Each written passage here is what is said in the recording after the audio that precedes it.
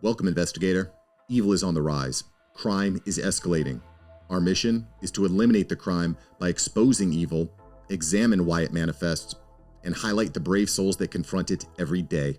Join us as we work together to bring justice to every victim. Welcome to All Things Crime. Here's your host, Jared Bradley. Hey everybody, it's Jared. Welcome to another episode of All Things Crime. Appreciate you being here. Appreciate all the loyal subscribers. And if you're not a subscriber yet, please hit that subscribe button and the bell so you never miss an episode. Have an awesome guest today. I've been linked in with Bill Hansen for years now on social media, different sites, especially LinkedIn. And finally get to kind of meet him electronically face-to-face today. So, Bill, welcome to the show and appreciate you being here. Good morning. Thank you, Jared, for having me. Oh, it's my pleasure. Been doing some research on you, and you're just one of those, long-standing, just awesome detective types that worked your whole life to keep your community safe. And you're down in Tucson, right? Correct. Yeah, the land of Tombstone and the Wild West down there. And heat. Supposed to be 96 today when I was born and raised in Chicago, so it's about 40 there. So, yeah. Yeah, well, just being late March, it's starting to get in 96 still. That's kind of hot for this time of year, isn't it? Yeah. Yeah, it is. Normally around March or April, it'll start creeping up there. But if we could hold off until May for the hundreds, that'd be great. But it's right around the corner, unfortunately. Yeah, well, it's a dry heat, right? That's what everybody says. Right, like a furnace. Yeah. Yeah. You know what? If you can cook an egg on your car, then it doesn't matter what kind of heat. If it's dry or wet, it's still hot. Oh yeah. That's true. I'll tell you a little bit more about that when you go into my background. Yeah. Okay. Well, why don't we go ahead and go into that? Let's. It's just, especially what's it like being a cop with all that gear on, in that kind of heat. Well, I started out in Mojave County as a deputy sheriff. That was up by the Laughlin Bullhead area, and between there, Needles and Lake Havasu, I was a deputy up there, up in District 2. And I was an FTO and a SWAT operator and a SWAT team leader up there. And let me tell you, I'd be writing tickets out there in Don Laughlin, right across to Colorado. He had a big sign up on top of his casino, and he used to give out the temperature all the time. And I remember being out there writing tickets out with my shoes melting into the concrete, or asphalt as it was. And I'd look over and it'd be 132 on his little screen up on top. But they always ran that thing about 10 degrees cooler because they didn't want to lose a tourist. So, yeah, our nickname for that area was Hell. Oh, yeah. Oh, geez. But I started up there. I went to Casa Grande for a short time during my time waiting for the academy to start in Tucson.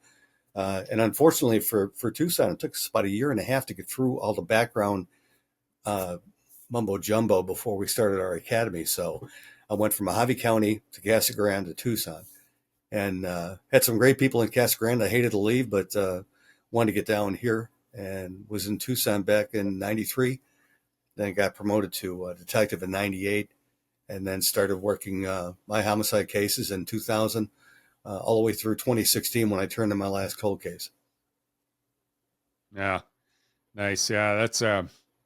I think we're fairly similar as far as. I was never a cop, but I started in the military. Right out of college, in the 90s, and then kind of worked my way, and then went over to the dark side, and now I'm doing forensic stuff. So wait, firefighter? No, I I guess that would be the ultimate dark side for a cop, wouldn't it? Be a firefighter. But no, they always say that anytime a cop comes over and joins up with a company that is in forensics or something, and so I know lots of guys that once they retire, companies like mine, with MVAC and and others. We love to hire cops just because you guys have so much experience with forensics and everything else that, and Hey, you know what, it's amazing the tight circle that, law enforcement has, and the ability to talk cop to cop basically it's just invaluable. And I have a lot of people that help me with MVAC, and a lot of advocates that, they'll talk to other agencies and other officers about the successes that they have with it. And yeah, it's sure. just you just can't beat it. Right. Yeah. My dad was a Chicago fireman. He died as a result of a fire. So I Oh wow. laugh at that in jest because of I always told him I wanted to be a cop, and it always broke his heart. But no, I did 22 years in the military, also 10 years active duty Air Force, and then 12 Reserve Guard, and then retired in '02. So I applaud you Yeah. for your service. Yeah, you too, for sure. That's or double service, both military and law enforcement. Man, you're all about serving the community. Appreciate that. Well, so are you. I appreciate the work you do with the forensics because, let me tell you, in homicide investigations in 16 years, I had a lot of DNA that was, there was too much, too many contributors, and now with the MVAC looking at what can be done with that, hopefully some of these cold cases I have over Tucson PD might be able to be reopened and reevaluated. Yeah, well, when you have too many contributors, that's a problem, regardless of what kind of collection device you use. Sure. Um, and it's especially community type locations. If it's in a hotel or a business, yeah, there's usually far too many. But once you get onto the victim clothing and things like that, that's where the MVAC really shines. You Especially bet. murder weapons, rocks and bricks and crazy things like that. That's when swabbing just can't get it done. But the Right. MVAC seems to be able to get into the little nooks and crannies where DNA is hiding and suck it right out of there, and creating profiles out of, geez, you name it, man. It's got some pretty amazing results over the Yeah. years. So Anything to help our toolbox, I'm all for it. yeah, but yeah, definitely. And that's it's pretty interesting. The Arizona, when I first got into forensics, when we uh, pivoted away from food safety and moved into the forensics, Tucson was one of the first places I went. And unfortunately, I didn't know you back then, or I would have looked you up. But yeah, Yeah. I went down there and showed the MVAC to. I wasn't sure if it was Tucson PD or if it was the county. Might have been Pima The County. I think it was Pima County that I demoed it to. And so the problem is, one or two people might see it, and then they'll make some snap decision, and they don't talk to a lot of the detectives, people like you, that you're like, hey man, I really could have used that. Yeah. Yeah. No kidding. Back in the day, we had Faro come in, and that was a great little device to use, but my gosh, we couldn't afford it back in the when it was first introduced. Nowadays, a lot of people have that type of technology, but back then we didn't have Yeah. the type of funds to be able to bring it in. Well, timing's important too. So, Sure. but yeah, you know what? Maybe I'll just load up an MVAC and come down there, and we'll take it into the PD together, and then maybe they'll listen to you. All right. Well, I also know the boss in charge of the crime lab and the forensics, so we can go talk to him first, and maybe then go talk to the chief. Well, probably don't need it down there. Tucson doesn't have much crime. Oof. I would that's about the only thing I disagree with you on. Yeah. So tell me about when you first started in Tucson.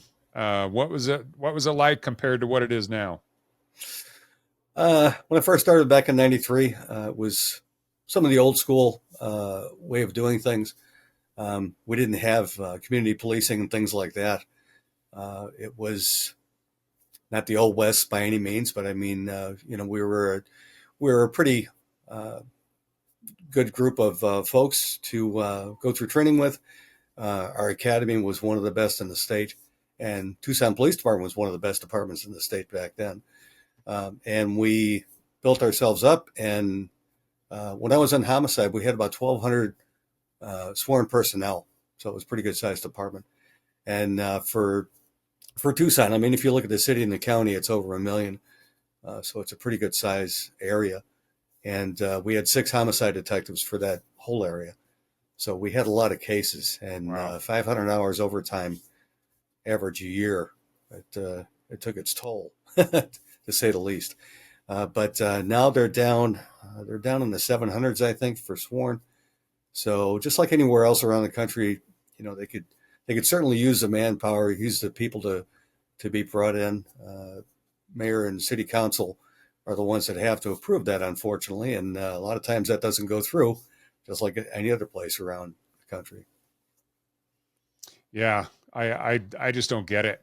There's a lot of mayors and city councils, like you said, that it seems that their priorities are so upside down that they think they can just buy off votes with all these welfare program type things, and then but more importantly, I just don't think Americans in general care so much about these safety nets as they do just being safe.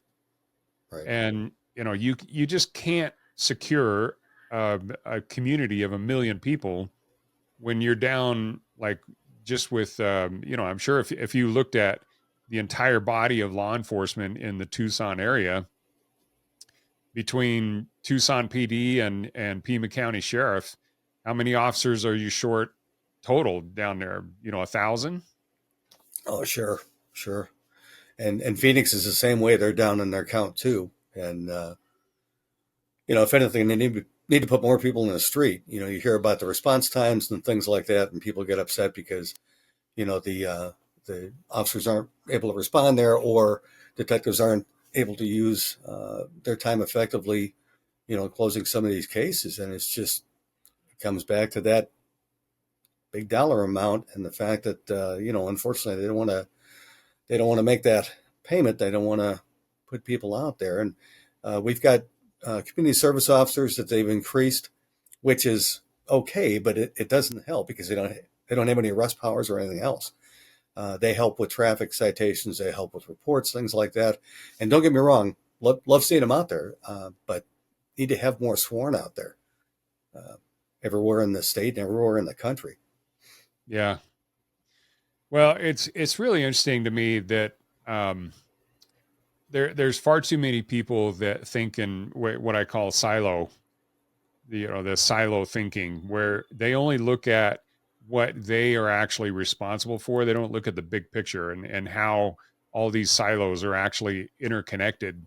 And for example, you can save some money by cutting back on the police force, but what does that actually cost your community? What's the cost to, the uptick in robberies and, other crimes and response times, things like that, where, is it there, because there's an opportunity cost involved with all of that. And Sure. the more you cut back on the core services, which, if you think about, you could go all the way back to when, Tucson was just a cattle town. And what was one of the very first things that they established, it's law and order, it's the sheriff. Sure. And if you don't have that first, and if you don't have that well established, then nothing else matters. The store owner can't fully operate his store if he's always concerned about his security. Absolutely.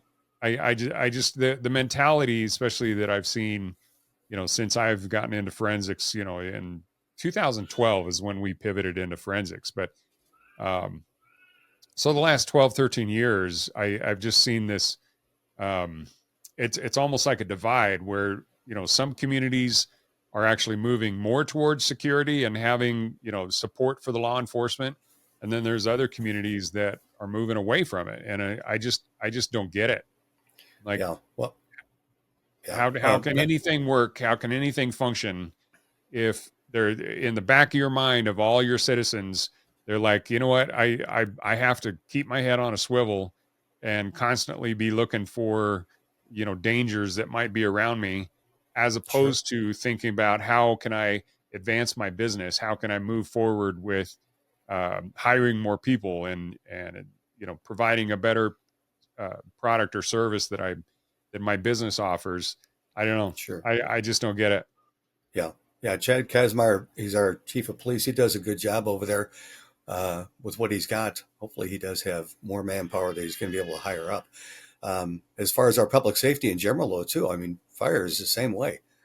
They're down in numbers, just like everywhere around the country, and they need to be bolstered up, too. And when you think about it, and they start looking at transportation costs and what they could do with public transit and things like that, that's great and nice to have, but you need to have that public safety number up there. Yeah, and it's frankly just a numbers game. Having a there's a guy that I interact with quite a bit. He works down at Skid Row, and he's been down there for 25 years. And amazing guy, Dion. Oh my gosh, of course his name just escapes me, but his whole thing is just being there, and he's just his presence in a place like Skid Row brings calm. It brings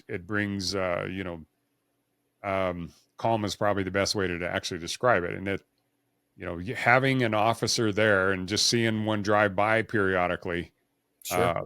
it's amazing the effect that can have. Sure. Absolutely. Absolutely. Yeah, we definitely need to put more people out there on the street. That's for sure. And investigations and forensic, for that matter. We need more people in the crime lab. We've seen our DNA numbers. They've gotten better. Back in the day, I mean, we wait for a better part of a month to try to get a DNA return on a murder. And it wasn't because the lab wasn't trying to do it. It was because everything was a priority back then. And your sex assaults, your robberies, your homicides, those all took priority. And then when you're trying to put in property crimes and things like that, everything was so bogged down. Yeah. And we tried to outsource and try to do those things, bring it through the state lab. But the cost used to be paramount back then, roughly $100 to do a DNA test. And, when you're farming that out with all these different requests, money adds up. Yeah. Well, and that's again, the funding. If the priority is not there, then the funding gets spent other places, and it's unfortunate. Yeah, I agree. I've one of the worst things I've ever heard is actually up here in Utah. There's an agency up here that they caught a guy on a sexual assault and a rape, and they submitted his DNA. But in the meantime, they had to let him go. Well, it took 8 months to get that DNA profile. So the crime lab was that backlogged that it took 8 months to actually get the DNA profile out. And in the meantime, he had raped 3 more women. And so imagine being one of those women that they had the guy, they knew he was the one, but you had to actually have the proof, in order to do that arrest and actually go to trial with it. You got to have that all in place prior to the arrest. And sure. So, he's out on the street for another 8 months and commits 3 more just brutal crimes and, destroys the lives of these other 3 women. And all because of, it's all, the bottom line is it all comes down to funding. And sure. if it's not properly funded, then you get those kind of backlogs, and the end result is people suffer from it. And I just don't think that's right. Right, and we had a problem with that down here in Tucson with the Apollo Ortega case. We we found that he had no DNA on file because he never got swabbed for being incarcerated. He was incarcerated, but not for anything that might get him into the status of being swabbed and having his DNA put in CODIS. He was in there for marijuana possession, things like that, paraphernalia, but nothing as far as a serious crime or something of that nature. And it was just kind of happenstance that they were able to get his DNA as it was, and he was able to be arrested for the crimes that he had committed. Yeah, crazy. All right. Well, hey, let's talk about some of the cases you've worked over the years. There was one in particular you brought up, a guy named Apollo Ortega. Right. So tell us about that. Well, Apollo was someone that came into Tucson. He was in the transient community with a lot of the homeless folks. And he was also a drug user. And he was off our radar. We didn't have any idea what he was all about. We started having some serial rapes that happened around Tucson. And again, we didn't have his DNA on file, wasn't in CODIS. And we were trying to track him down and try to find out, who he was and, what type of places he'd visit, people he'd talk to, talking to some of the homeless community. And we had a murder underneath a bridge. That was my partner John Doerr's case. And that was with Margie Ortega. She was murdered. And he wrote 666s above the bridge above her. And it was on the first 48. It was called Devil Inside. And what it came down to, we didn't know about it until later on when he was interviewed, that he had paid Margie some money to buy some meth for him. And she got a hold of someone and said, here, this is his money, but you need to go get the meth and bring it back. Well, they didn't bring it back. And he decided, well, she did me wrong, so she's going to die. And that's what happened. And he eviscerated her, and it was a pretty gruesome crime scene. And we had a couple of kids out there skateboarding, and they were the ones that found her, and pretty much scarred for life after finding something like that. And what did he do? What did he do to her that would be? Well, he eviscerated her. He cut her from bowel to bowel, and took all her intestines out and spread them all over this embankment underneath an overpass, and had quite a scene with that and with the amount of blood that was there.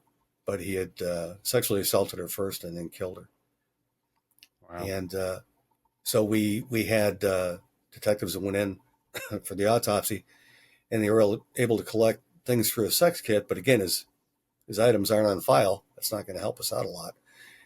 In the meantime, I had a female who was found in her apartment, and she was naked and was between a box spring and a mattress.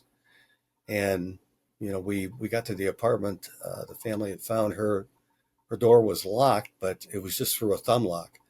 And once we found her, we started looking at this, and one of my partners had said, Bill, what do you think about a soft smother on this? Because one of the pillows from the couch had been brought in the room, and it was there next to her. And I said, well, that's a possibility we could look at, but soft smothers are not an easy case to try to, come up with a conclusion on or be able to prove.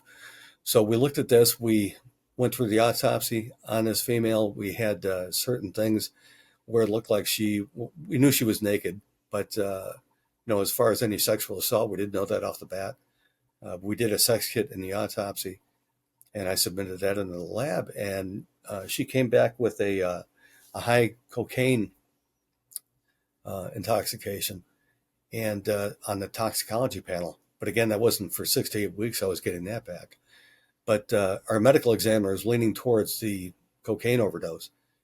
She had diabetes and hypertension, so those could be contributory towards the high cocaine number, and that caused her to pass away.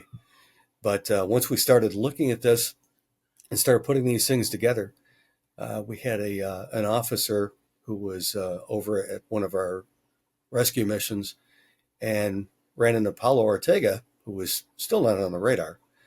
And he got a swab from him, and that swab came back and it was a hit on the DNA we had on file. Apollo was brought in. He was being interviewed.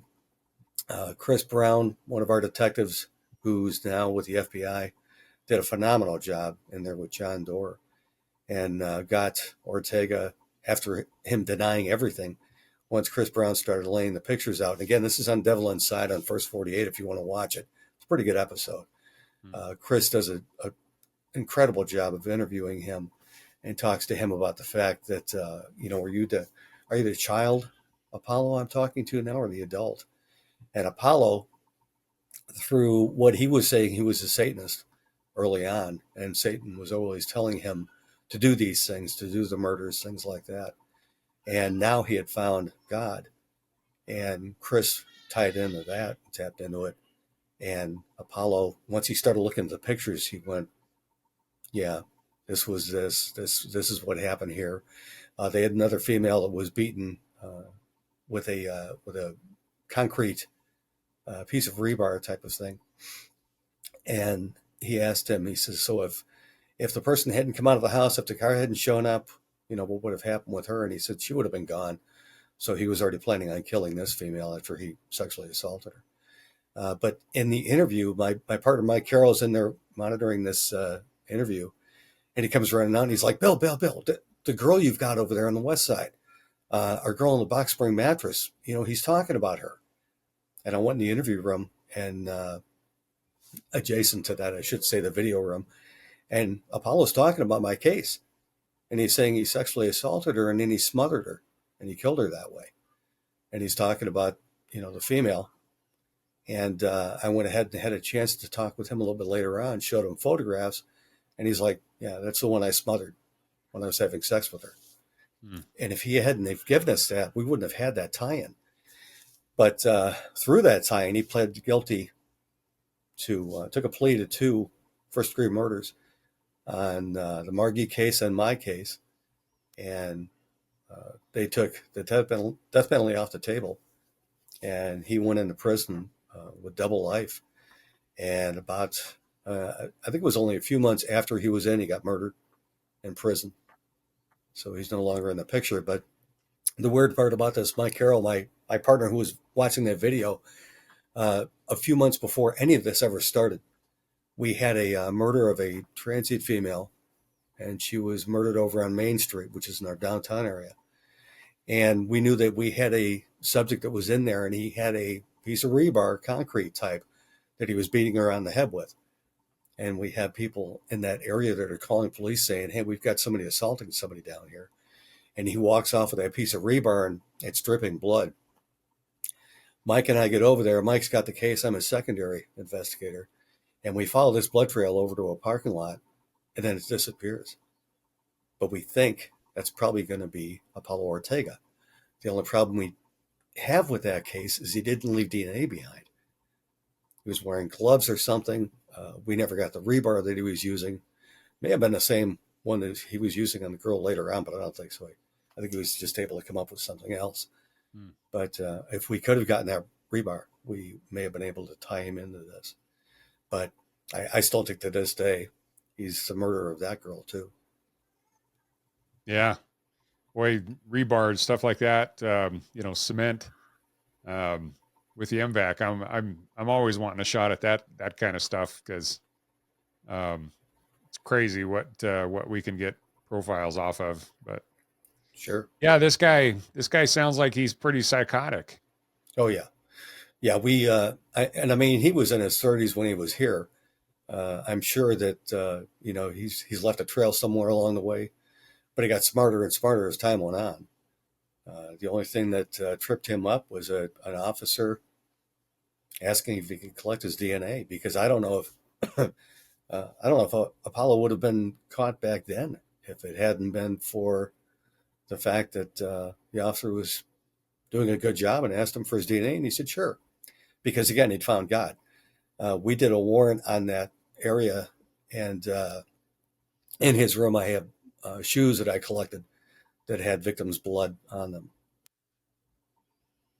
Yeah. So, Well, it's so bizarre when you talk about, guys that evolve like that into, they don't necessarily start as serial killers, but they start as, maybe a um, robbery, and then they get into deeper and deeper, more and more robberies, and then that's just not enough thrill for them, and so they start adding different dimensions. Sometimes they'll go into sexual assaults, and then those sexual assaults eventually, the I don't know if the sadistic, how to fully describe it, but eventually, even not even the sexual assault is thrilling enough for them, and so then they start right. into the homicides, and that's um, I interviewed a victim. There was a serial killer. Where was she? I want to say back east, and anyway, she was victim number 5, and this was back when this guy was basically just still into sexual assault, but he would he was posing as a cop too, Huh. and well, he wasn't posing. I mean, he was actually gone through the academy, and clearly the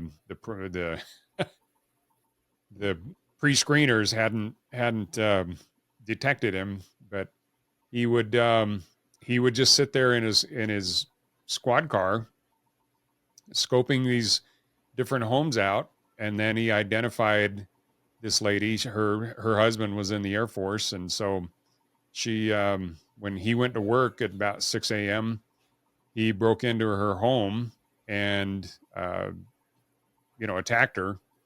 Um, and fortunately he only raped her, but later on, and it wasn't too much longer after that he actually no, I'm sorry, this is Sacramento. Jeez. Um, yeah, so on the West Coast, and she later moved east, but at the time he was in Sacramento, but eventually evolved into this serial killer and started not only doing these rapes, but also started murdering the victims, and eventually he'd murder the whole family. And it's just this weird evolution of this psychotic behavior that I don't know. It sounds like this Apollo Ortega guy was kind of moving that direction. Oh yeah, oh yeah.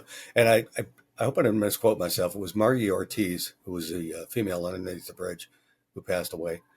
But yeah, he was upping his game the whole time, and that was the way he got his thrill, was to do these type of things.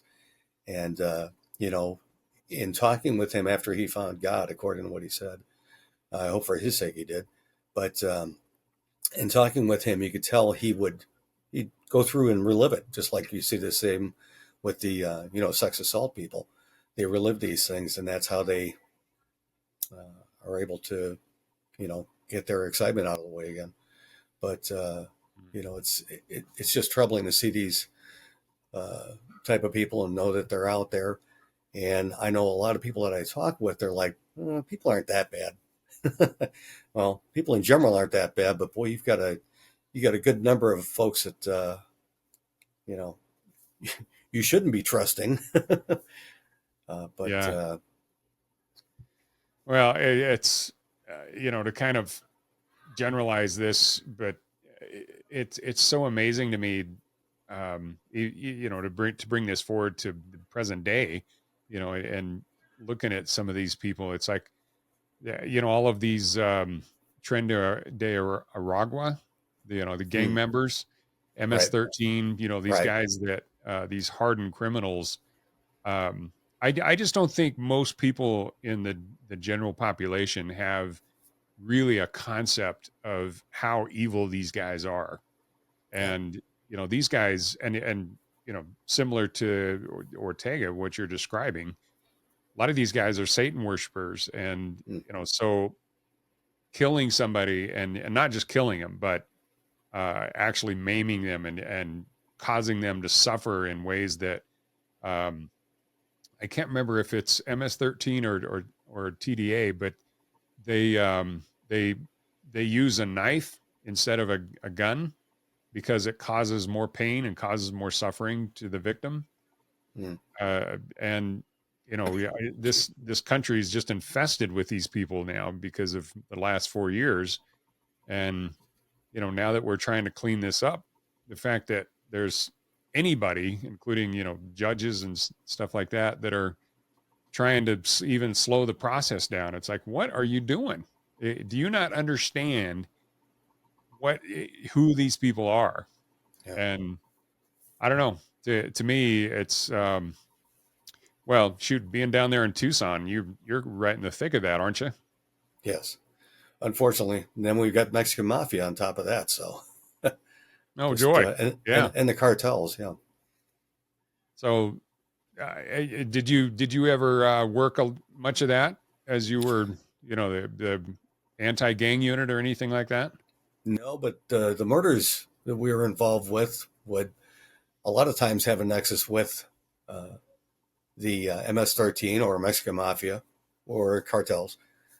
And, we'd see that. We'd have some of the cold cases that I have in the cold case files, somebody that lost a drug load back in the day. And the guys from the cartels drove them over here, shot him in the head, dumped the body, and go back to Mexico. And you've got a body, you've got a bullet in the head, and that's it. And that's all you have to work with, unfortunately.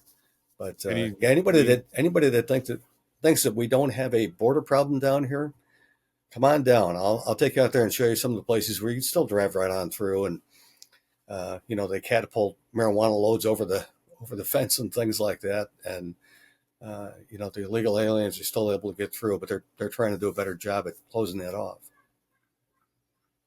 Yeah, well, hopefully the fence being built is recommenced, because it's especially as a military guy, you understand the defensive position, man. You've got to have some areas to channel and just barriers in between you and the bad people. Right. Yeah, and we've seen that with the cartel members. You've got a lot of the cartel members that are down there that do the security and their enforcement work.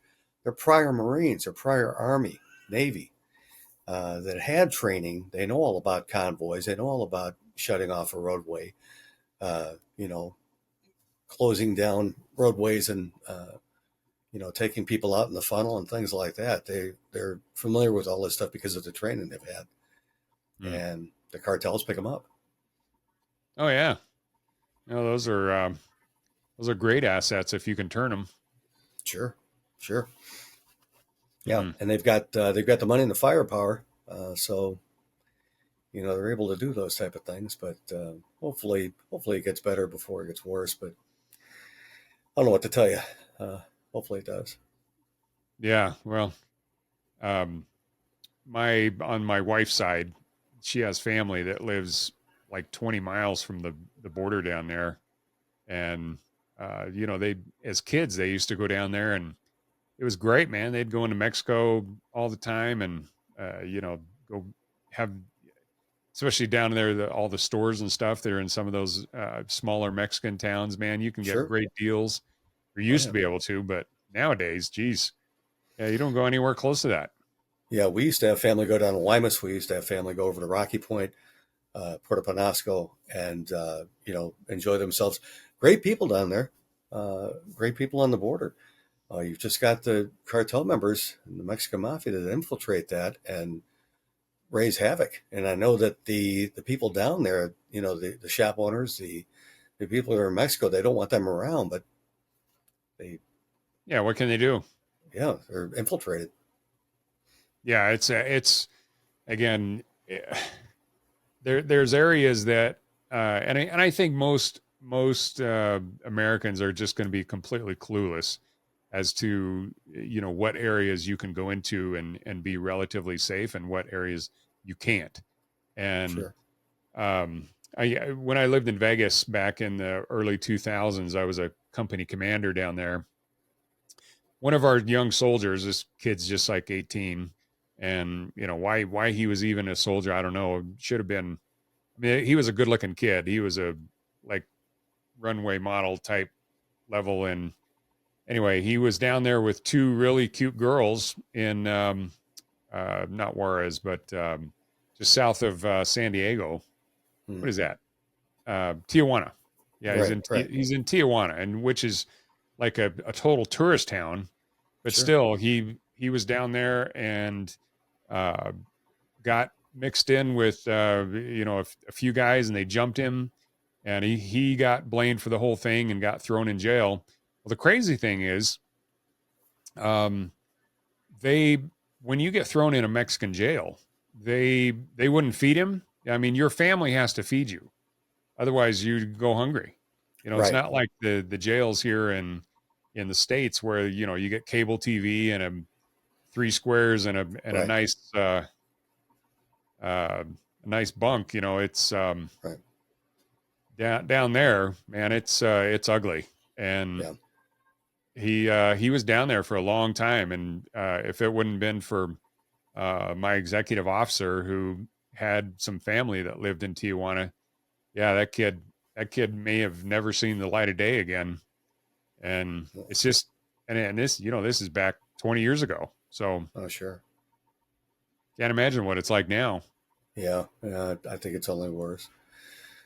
But I mean, I feel for everybody down there at the border and south of the border, for that matter. All the Mexican families that are, having to deal with this and trying to make a living for themselves. And we've got a lot of folks come across the border that, they try to get jobs here. They try to do the right thing. They try to, uh, help with the economy and things like that. But just like anything else, you've got your bad apples that, kind of ruin it for folks. And that's what needs to be cleaned up, I think.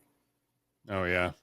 Yeah. I've had multiple guests on this show, and that, are experts with the border. And I even a few years ago, well, in fact, 2021.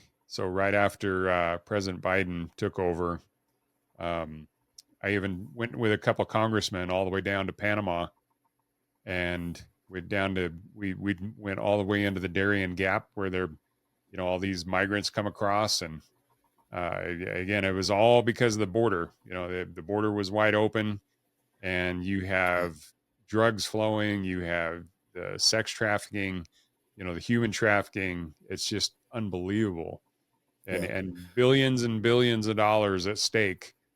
And then you add on to that the fact that they were through USAID, they were funding all these NGOs that, the billions of dollars that they're getting to actually enhance the flow. And geez, talk about just turning the spigot on. It just doesn't surprise me at all that that's exactly what happened, because it's all motivated with it. Yeah, I mean, you're talking billions and billions of dollars.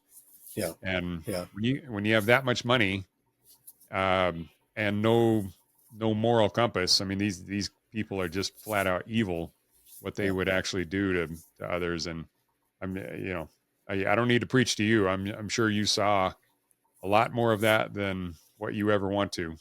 Yeah, that, and I've got a son-in-law who used to be, well, he is a customs officer. He's a chief now out of Dulles in Virginia, but he used to be on the border down in